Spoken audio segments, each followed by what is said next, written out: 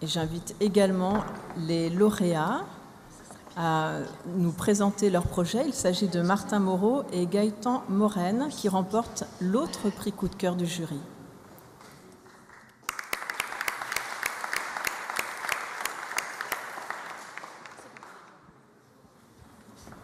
Donc il s'agit d'un serious game qui s'adresse aux 7-12 ans. Alors bonjour à tous. Donc en fait, en démarrant nos recherches, nous avons fait un constat alarmant qui est qu'aujourd'hui, les enfants naviguent seuls sur Internet de plus en plus jeunes. Donc selon une étude datant de 2012, 89% des 7-12 ans surfent seuls sur Internet chaque semaine, sans que personne ne les ait aidés à acquérir de bonnes pratiques sur Internet. En fait, notre projet se base sur des méthodes malveillantes employées par certains sites Internet en vue de récupérer les informations personnelles des utilisateurs. Donc là, on en a un premier exemple avec le formulaire de création de compte client du site de la Fnac. Et vous observerez en bas la très discrète mention « champ obligatoire » qui indique en fait que seules certaines réponses sont nécessaires à la création du compte. Et donc si on n'y prête pas attention, on se retrouve à envoyer des informations évidemment récupérables à des fins commerciales. Donc voici rapidement un deuxième exemple qui est une annonce de jeu à télécharger via Internet pour laquelle il suffit juste de donner son numéro de téléphone. Et donc ici aussi, on peut observer en dessous la discrète mention abonnement 4,99 par semaine, 8 téléchargements, qui entraîne en fait une souscription à un service payant, souvent contraignant à résilier.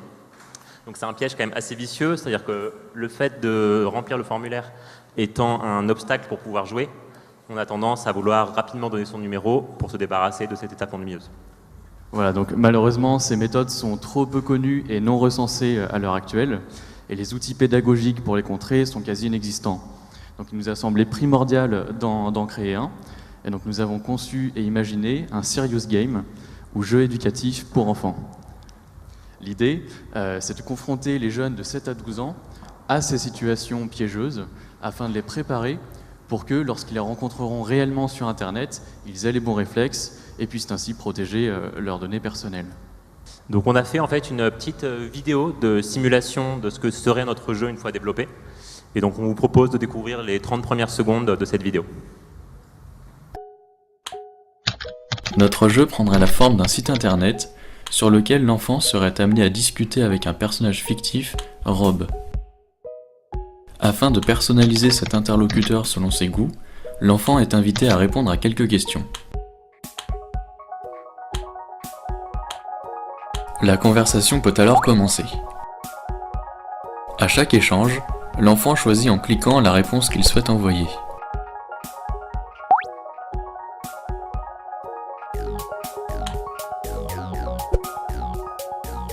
Donc voilà. Et donc nous abordons en particulier dans notre jeu la question très importante de la protection de son image, de ses photos et autres données personnelles, que ce soit pour lutter contre des récupérations commerciales ou contre le harcèlement. Donc, nous avons également établi un planning prévisionnel des différentes phases de développement, ainsi qu'une estimation du budget nécessaire.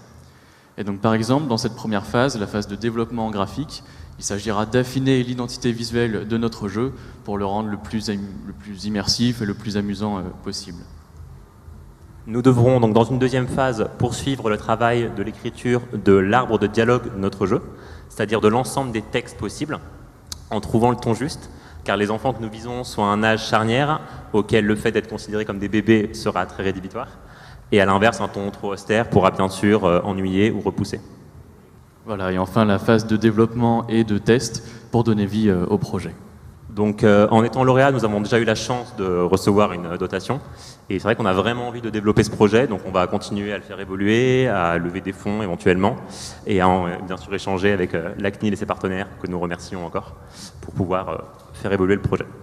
Alors effectivement, le prix est doté de 2 500 € et j'indique que Martin Moreau et Gaëtan Morène sont tous les deux étudiants à l'École supérieure de création industrielle et École Boulle. Bravo. Je vous invite à prendre vos trophées et la parole est à Madame Stéphanie de Kerdrel, directrice de l'École européenne des métiers de l'Internet. Bonsoir à tous et félicitations à vous. Moi, j'ai eu la chance et l'honneur de faire partie du jury et je voudrais souligner dans votre projet cette approche finalement très, très pédagogue et très interactive. Ça, c'est vraiment un des critères qui a été important, cette interaction avec le jeune. Et puis un élément aussi qui nous a semblé important, c'est cette démarche très, moi je trouve, positive et constructive. D'ailleurs à tous les vainqueurs aujourd'hui qui lisent tous ces projets, parce que c'est vrai que tomber dans le piège un peu facile parfois d'être un peu trop effrayant pour les plus jeunes face aux dangers du web, on s'est dit que c'était peut-être pas forcément la bonne façon de leur en parler, de leur faire appréhender. Et là on est plutôt tourné vers des bonnes pratiques, comment prévenir, comment acquérir. Donc félicitations. Et puis c'est vrai que ce joli projet, on l'imagine très bien se développer facilement, aussi bien dans le cadre de l'école, mais que de la famille, parce qu'on est sur des thématiques où c'est bien qu'il n'y ait pas de frontière entre l'école, la famille, les amis, tout l'environnement des plus jeunes. Donc bravo, félicitations. Merci.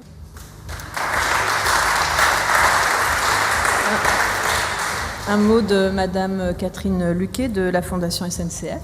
Écoutez, moi, forcément, bravo pour cette très très belle collaboration. Je crois que c'est une très très belle co-construction. Ça, c'est aussi une valeur qui est très très portée par la Fondation SNCF.